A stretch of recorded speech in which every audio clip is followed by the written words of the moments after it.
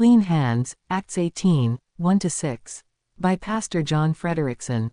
We wash food from toddlers' hands when removing them from a high chair. We remind youngsters leaving the table to wash their hands so they don't smear food on furniture. We repeatedly ask children to wash their hands after using the bathroom. Signs in bathrooms of restaurants inform employees that they are required to wash their hands. Those in the medical field are vigorously trained to wash their hands. In all of these examples, we are reminded that dirty hands are a problem. While in Corinth, Paul was pressed in the Spirit, and testified to the Jews that Jesus was the Christ.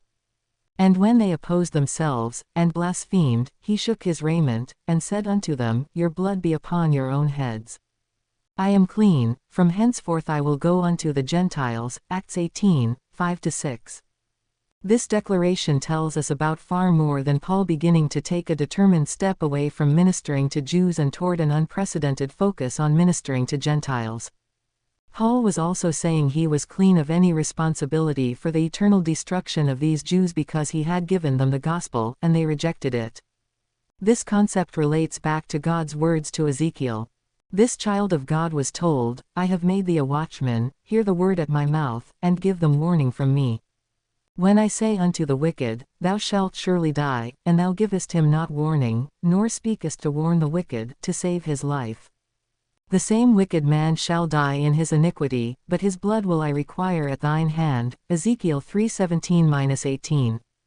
To drive this point home, the same message is repeated in Ezekiel 33, 1-9.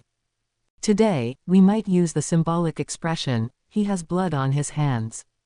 Pilate illustrated this concept. When he could not prevail upon the Jews to release the Savior rather than crucify him, he took water, and washed his hands, saying, I am innocent of the blood of this just person. Matthew 27:24. While Pilate was not truly innocent, Paul's hands were clean because he had warned these lost men by giving them the gospel. It is no accident that we see the constant example of Paul proclaiming the gospel to lost souls. He knew if he did not, his hands would not be clean regarding their eternal destruction. It is also God's reminder of our responsibility to share the gospel. Will your hands be clean regarding lost souls you will meet today?